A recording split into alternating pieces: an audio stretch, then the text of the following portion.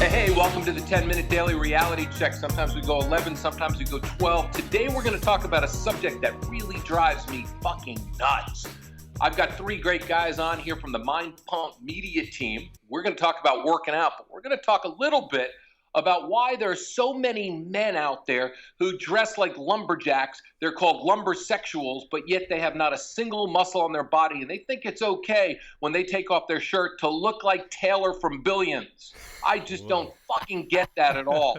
The fact is, a man makes his presence. A man is a man, and a man walks in and claims a woman. All these people who are swiping and typing and literally walking around their diapers hoping a woman gives them validation and confirmation is not the definition of a real man at all. So today we're going to talk about how to literally, even if you're a wimp, and I'm not going to make fun of you, how to gain some muscle so when you're able to go to the beach this summer, people don't look at you and think to themselves, are they a him? Is that Taylor from Billions? And if you haven't watched Billions, you need to Google Taylor from Billions, and it's going to piss you off and get you into the gym. Today we got three great guests. We got Sal, we got Adam, and we've got Justin, all from Mind Pump. It's kind of about your mind and your body fucking being pumped together so you're able to become a man. So, hey guys, I know you love Billions. I know you love the show. I know you love the Taylor reference. So how do we make a they a him? How do we turn a guy that refuses to work out, really makes all these excuses? How do we give him a little bit of push so when he gets to the beach this summer, the women look around and go, yeah, that's the guy that I want. I don't want the bearded lumbersexual. I want the bearded lumbersexual with a little bit of a mind pump, a body pump. How do we get this? Who wants to go first? How about you, Justin? You want to run with this one first? You're coming in hot, man. This is a fire start to the podcast. As far as like what you need to do, we need to lift some weights. We need to focus back on the important staple exercises to include in your routine, right? We got to have those deadlifts. We got to actually move the weight.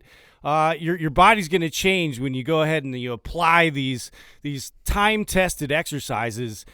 Squats, we want to stick with overhead presses, and we want to stick with bench press. It's very simple. A lot of people don't take the time to master these skills, and that's basically what we make sure to incorporate in all of our programming and what we teach people. We want to make sure that these are always included, because once we get away from that process, then we're getting away from the meat and potatoes, so to speak. So that's where we are. That's what you need to focus on. We need to get back to that, and just that's. Well, let's talk about why that happened. I mean, over the last 10 years, we had this functional training movement that went crazy, where guys were standing on fucking stability balls and doing these weird exercises on one leg, doing lateral raises. We got so over-focused in that direction that we got away from the things like what you're talking about, Justin, with the squatting, deadlifting, overhead pressing, the manly movements, the ones that were fucking hard. That's hard work to do shit like that. And so we kind of went away from that in the last 10 years. Well, the bottom line is strength is the foundation for all physical pursuits. So rule number one, get stronger. And get stronger with basic barbell movements and train them frequently. Not that long ago, we decided training one body part a day was the best way to work out. This is actually false. Practice your exercises. Squat 3 days a week, bench press 3 days a week, deadlift 3 days a week, overhead press 3 days a week. But let's also talk about testosterone. A lot of people don't realize this, but testosterone levels in men have been declining for the past few decades consistently. There's a lot of theories as to why. One of them has to do with our diets and our inactivity. We eat plastic foods, or our cholesterol intake and saturated fat intake has decreased, both of which, if they're too low, will result in lower testosterone levels. We have internet porn now, where we jerk off online all the time, and now you've got 20-year-olds with erectile dysfunction because they don't know what to do with a real woman. Eliminate all those things, go back to the basics, eat those foods high in saturated fat, eat those foods high in cholesterol, reduce your sugar intake, and lift weights basic, get stronger. Those things alone will elevate your manly level. You know, it's funny. I mean, I've said it all the time. Okay, we have now become the jerk-off culture. You know, we've got Instagram models that everybody follows. Oh my God, have you jerked off to Molly P today? No, I jerked off to Amber Andrews. You know, and these women, I always tell the women all the time, go ahead, post your fucking pictures of bikinis, because the only one looking at them is the guy who's got coconut oil in one hand and his dick in the other fucking hand. Right. And he's about to have a marathon session depleting his testosterone. And that's the reason why these men grow these manly beards now, because it covers the face that really literally reeks of, I got no fucking energy left. I've been working out. I mean, I'm 54. I've been working out my entire life. My testosterone levels are fucking higher than guys in their 20s. I don't have any erectile dysfunction. I get boners on command because you know what? I can get hard because I am working out. And that's what these guys are doing. They're literally taking erectile dysfunction pills and they're taking Viagra in their 20s. Holy shit. In the 20s, you walk around with a fucking hard on because the wind blew in the right direction in the spring and brought you some perfume under your Not nose. anymore, though. Not anymore. I know. It's crazy. I tell you what, Dave, that's my advice to these kids is put the fucking phones down for a minute. Get off social media and actually go interact with people. Yeah. Go to a fucking gym. Go talk to somebody. Go make friends. Go say hello to an actual woman. That's where the decline is. I mean, you stare at a computer screen or a phone screen all day long and fantasize about all this shit. And when it actually comes to game time and you got to go talk to one of these girls, it's crazy. Did you know that we're now up to, I think it's 85% of all relationships are now made on the internet? Like, what the fuck? Well, I mean, like a tool that just came around in the last 10 years. Like 10 years, if these guys didn't have that tool, how the fuck would you meet somebody if you didn't have Tinder? And scientifically speaking, I mean, the male brain is designed, or at least evolved, to be turned on by novelty. And when you have internet porn and you're skipping through picture after picture, what ends up happening, especially at a young age, especially nowadays, kids are using the internet at very young ages and jerking off at the age of 15 and up or even younger. What happens is that you actually train your brain to be wired for extreme novelty. So now when you have a girlfriend and she's attractive and she's 23 and she doesn't know anything about taking double penetration with some fucking fish hooked in the mouth and getting soccer punched. Yeah,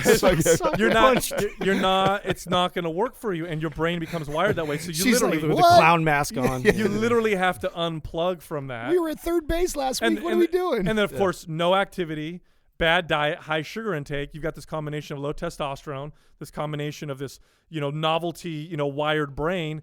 And now you're not, manly. Well, that goes right into Dave. Did you know that they have people now, here in the Silicon Valley, this is popular. Sal, what's that called? Where Justin, you know this, the meal that you don't even have to get off out of your computer desk anymore. Oh, Soylent. Yeah, Soylent. Yeah, that's a protein powder. Well, it's an everything powder, so they put all the nutrients into one thing, so you don't have to leave your desk ever. You just can keep coding and programming all day. Yeah. So there's some more. Go eat some real fucking steak, dude. Go eat some real food that's out there. That's another reason. Well, we're just getting soft. And you need to get up and move. And it's healthy. I mean, consider this: like a healthy male, if you're healthy, theoretically should be able to conceive a child until the day we die. Literally, our bodies don't go through menopause like women do. We're virile until the day we die, unless we're unhealthy, unless we're not active, unless we feed ourselves poorly. And you're seeing people have these side effects, or men, I should say, at younger and younger ages. And it's no wonder that pulp culture is trying to swing the pendulum in the opposite direction, where men are growing these massive beards and wearing these clothes because they're trying to create this facade of manliness. And I think it's because men and women realize and recognize what's going on, which is the homogenation of the genders. Men are becoming not men anymore. And I don't mean it in the stereotypical chauvinistic sense. I mean in the real sense. They're losing things like confidence, strength, and testosterone levels. And, like I said, the easy things you could do: lift weights, do it 3 days a week, lift those heavy barbells, eat some saturated fats and some cholesterols, reduce your sugar intake, stop jerking off to internet porn. Those 3 things alone will change your life. Yeah, will make you go. Yeah, and go talk to people. And go talk to people. But what men are? Do you remember when we were little kids, we had a G.I. Joe, we had a Barbie, stole our sister's Barbie, and we got them naked and they bounced on each other's mounds? That's what it is now. These guys have lost their fucking penises. I mean, somewhere in the last 10 years, the penis has been sucked into the internet vortex, and you're 100% right. These guys lack that testosterone. They have to dress like a lumberjack because their fucking lumber doesn't work and they don't know how to use their body. Not only that, it's natural for a man to be a hunter. I mean, to me, I see a woman I'm attracted to, holy shit, the fucking thrill of walking over to her and claiming her as a man should. I got my inner caveman still going fucking strong. That's probably the reason why I haven't had a relationship in so long, because the thrill of the hunt is great because there's nobody hunting anymore. So I walk around all day long and I say to myself, holy shit, every woman is there available for me, because that's what women are looking for. They're tired of being objectified. They're tired of being swiped on. And they're tired of men that have the body of Taylor from Billions. They want to make love to a fucking man, not somebody who looks like and smells like Michael Jackson. Well, you look, I tell you what. He smells like Jesus juice. I think a lot of the blame, most of the blame goes on us as men for our, the things that we don't do like we used to do.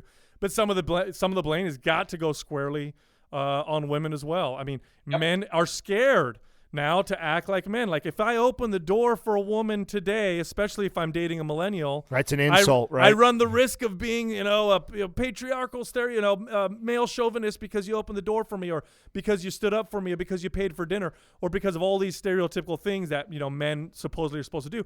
And along with those things, and I get that, I understand those things, but along with that comes things that are genuinely male. Like, you give a bunch of toys to a bunch of boys and girls. This is, by the way, it's a fact. This is statistical fact.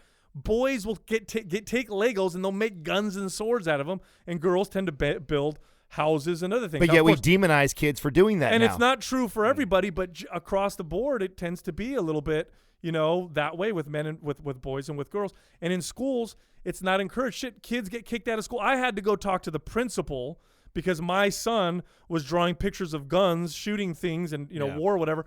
And in second grade, I had to go talk to the principal about this shit. It's incredible. And so this all kind of goes hand in hand. It's the demasculinization of our society, and it's all kind of in this big, wonderful, shitty package. And I actually think that this millennial generation that's coming up with these beards, like, that's they don't know.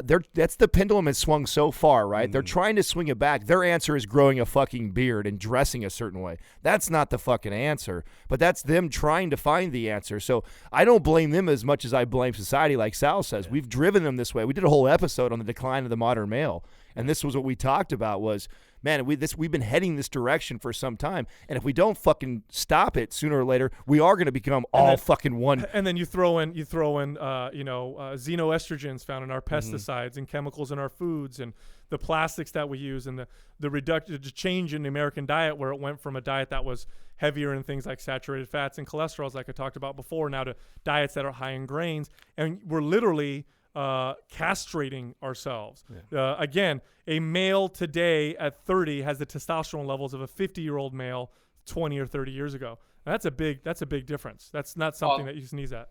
Well, that's huge. And we also look at like what the mothers are doing to these boys now. They're helicoptering over them. They're turning them into such pussies. It's like when we grew up, there was an A team and a B team. If you fucking sucked, you were on the B basketball team. That was me. Right. Work harder, bro. Work harder, right?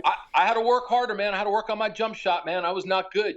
I couldn't make the football team, and I was a great baseball player, but, I could only hit, couldn't field. So I sat on the bench till the sixth inning till they needed my bat. And it taught you lessons, right? That's right. We bubble wrap everybody now so they can't fail. And they just can't fail. And somewhere along the lines, it went from, okay, don't be mean, to we can never be honest if we're going to offend anybody. So now if you've got a kid that sucks at something, you can't tell them that. You can't say, hey, look, you're not good at that. That's a valuable lesson for a child, especially a boy. Like, it's okay to tell a kid, like, I'll tell my son, look, you're not good at that. You need to work harder. What's wrong with that? But you can't say that anymore because you're going to hurt their feelings. You're going to destroy their self-confidence. In fact, you don't build self-confidence if everything you do is fucking awesome all the time. The way you build self-confidence is you suck at shit and you work hard and you get better. That's what self-confidence comes from. Well, absolutely. And everybody's looking for the easy way out. All right, so we're way over the 10 minutes. I'm going to ask you one final question, okay? In a minute and under, your favorite character on Billions, the best fucking show that teaches men how to be men. You got to fucking watch it if you're not watching it. Make it a marathon and realize that Bobby Axelrod and even Wags is a fucking man. Even though he's Axelrod's fucking lackey, he still is a man, because a man that gets a tattoo on his fucking ass after he got laid all night long and went on a drug and alcohol binge is a man. So, favorite character on Billions and why? No, for 100%, Bobby Axelrod. You stole mine. I identify with him for sure. My character and personality in business is just like that. I can be a complete asshole sometimes, but I care about winning. I'm super competitive. I'm totally transparent. I think that we lack that in this generation and in people in general. And I love the realness of him as a character in the show. And that's just I read a book a long time ago, Winning by Jack Welch, and it was just all about being candid.